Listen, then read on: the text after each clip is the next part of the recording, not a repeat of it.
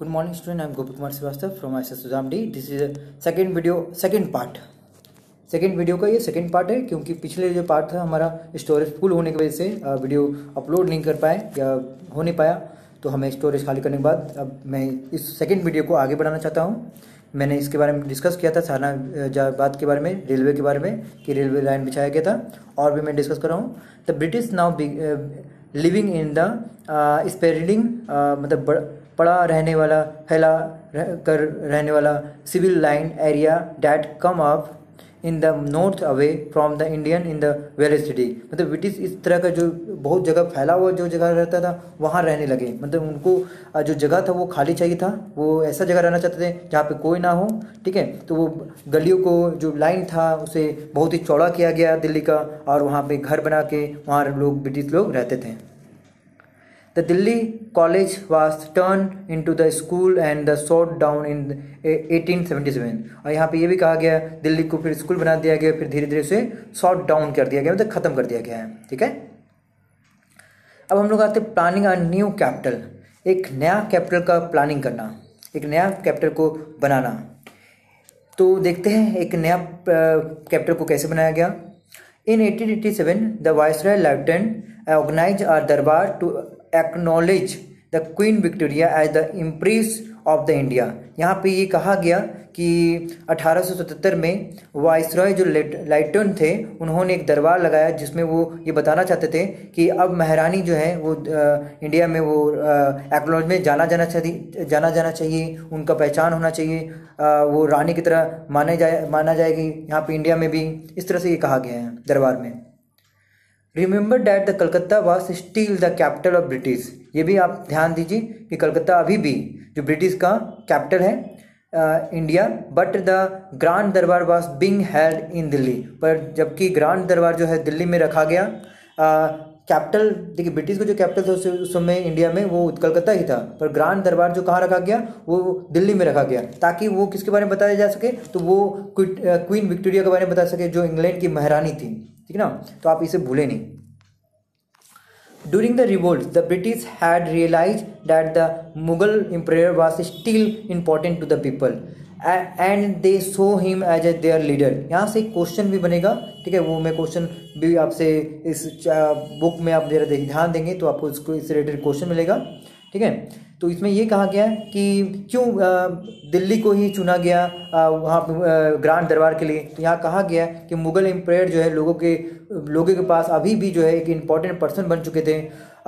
मुगल को जेल करने के बाद भी लोग मुगल को ही मानते थे, एज ए लीडर मानते थे। तो अब ब्रिटिश ये नहीं चाहते थे कि लोग जो है मुगल को जाने, आप सिर्फ ब्रिटिश को जाने, इसलिए दरबार को रखा गया था। It was therefore important to celebrate British power with the pomp and the show it in the Mughal emperor had earlier ruled। तो इसीलिए यहाँ पे दिल्ली में दरबार रखा गया ताकि यहाँ पे ब्रिटिश का पावर को दिखाया जा सके, मुगल के जो यादें हैं उसे ख़त्म किया जा सके, ठीक है। इन 1911 when the King George V was crowned in the England, जो 1911 में जब किंग जॉर्ज 5 को क्राउन किया गया था, मतलब राजा बनाया गया था इंग्लैंड में, और दरबार वाज हेल्ड इन दिल्ली। तो राजा बनाया गया था इंग्लैंड में, पर उसका दरबार जो है, उसका सेलिब्रेशन जो है वो दिल्ली में भी किया गया था। ये भी आप इसमें कारण देख सकते हैं। दो कारण था दिल्ली में दरबार रखने का। पहला कारण था जो किंग थे, किंग जॉर्ज 5 जो थे उन्हें राजा बनाया गया था इंग्लैंड में। दूसरा कारण ये था कि आपका यहाँ कारण पूछ सकता है कि दिल्ली को ही दरबार के रूप में क्यों माना गया, कलकत्ता का क्यों नहीं माना गया, जबकि कलकत्ता कैपिटल था। तो ये क्वेश्चन आपसे हो सकता है। तो यहाँ पे पहला कारण तो मैंने ये दे दिया कि किंग जॉर्ज की वजह से हुआ है, और दूसरा ये कारण था कि ब्रिटिश नहीं चाहते थे कि मुगल अभी भी लोगों के मन में राज करे या लोग उन्हें लीडर के रूप में देखें, ब्रिटिश के पावर को ही समझे, इसलिए एक दरबार को रखा गया और वहाँ पे एक सेलिब्रेशन भी किया गया। The decision shift to the capital of India from Calcutta to Delhi. अब यहाँ पे ये डिसीजन लिया गया जो कैपिटल होगा वो कलकत्ता से दिल्ली जाना चाहिए। मतलब पहले ब्रिटिश का जो कैपिटल था वो कलकत्ता था, पर अब ये कहा गया कि दिल्ली भी हो जाना चाहिए। वाज अनाउंस एट दिस दरबार, इसी दरबार में ये अनाउंस कर दिया गया। जब दरबार रखा गया दिल्ली में तो यहाँ पे ये भी कहा गया कि अब यहाँ पे हमारा कैपिटल होगा। New Delhi was constructed as a 10 square mile city on the rising hill south of the existing city. यहाँ पे कहा गया न्यू दिल्ली बनाया गया जहाँ पे 10 स्क्वायर माइल सिटी बनाया गया, मतलब अब इतना जगहों पे फैला रहेगा वो city.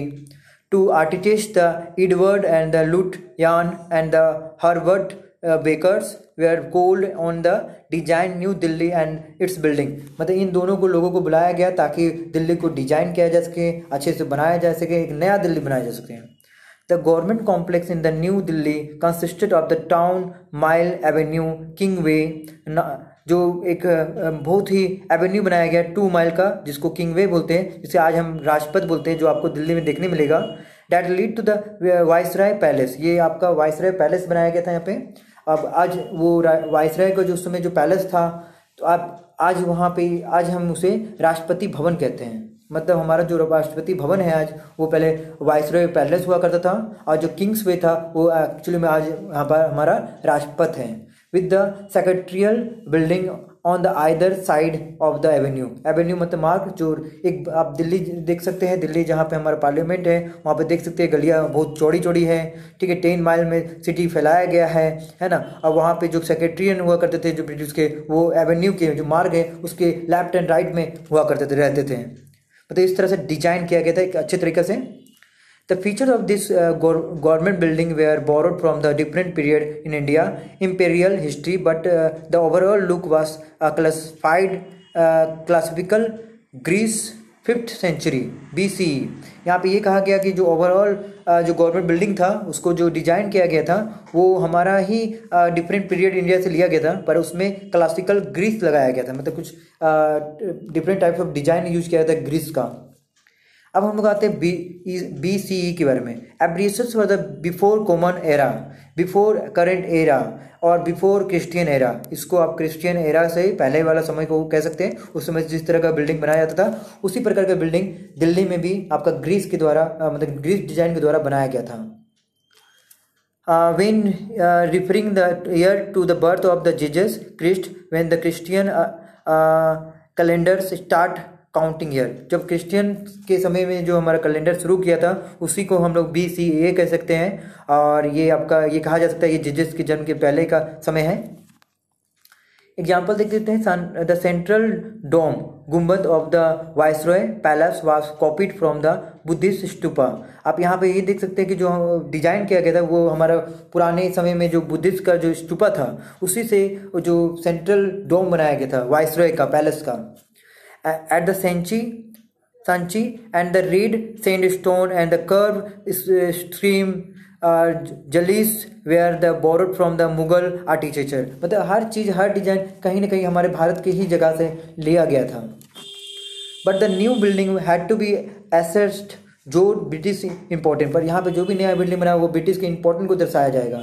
That is why the architecture made the sure that the Viceroy Palace was higher than Shahjahan Jama Masjid. तो यहाँ पे ये भी ध्यान दिया गया शाहजहाँ का जो जामा मस्जिद है उससे जो ब्रिटिश का जो वाइसरॉय पैलेस बनेगा वो थोड़ा बड़ा होना चाहिए. मतलब ये डिजाइन किस प्रकार से किया गया था वही बताया जा रहा है. New Delhi took merely 20 years to build. New Delhi को बनाने में 20 साल लग गया. आपसे ये भी क्वेश्चन पूछ सकता है, बड़ी इंपॉर्टेंट क्वेश्चन है.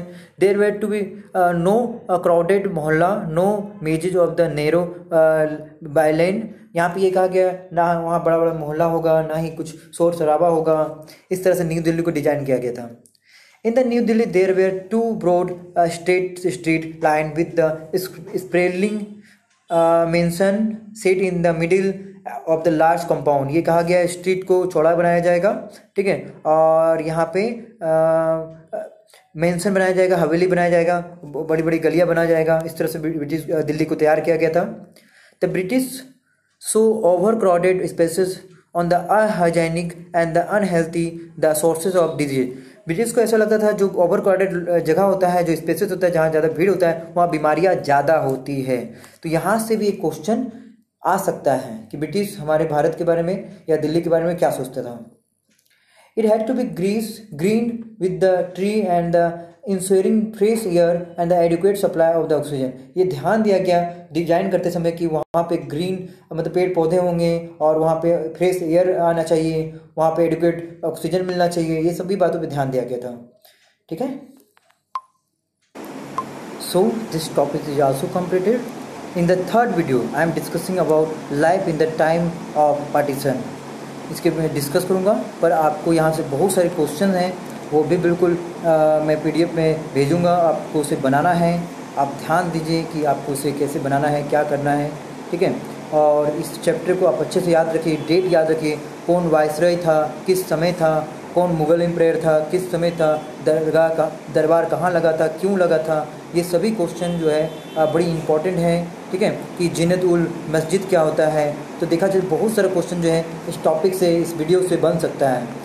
एक जो लाइन होता है, एक जो टॉपिक होता है, उससे बहुत सारे क्वेश्चन आप बना सकते हैं। इसमें एक क्वेश्चन होता है व्हाट इज रेनेसांस क्या है, ठीक है, ये रेनेसांस कब आया था, किस पीरियड को कहते हैं, वेलेस सिटी क्या था। तो ये बहुत सारे क्वेश्चन जो है आप यहाँ पे ध्यान से दे सकते हैं कि हमारा ये टॉपिक्स जितना भी मैंने पढ़ाया है उससे क्वेश्चन बिल्कुल आ सकता है। ये ऑब्जेक्टिव क्वेश्चन आ सकता है, मल्टीपल क्वेश्चन आ सकता है, शॉर्ट आंसर आ सकता है, लॉन्ग क्वेश्चन आ सकता है। तो आप सबके लिए भी तैयार रहें, ठीक है। तो नेक्स्ट वीडियो में मैं जो डिस्कस करूँगा वो बिल्कुल एक नया topic life in the time of partition करने वाला हूँ, ठीक है। सो must write the internal question, external question both, and what ever question I discuss in this video must write. So thank you.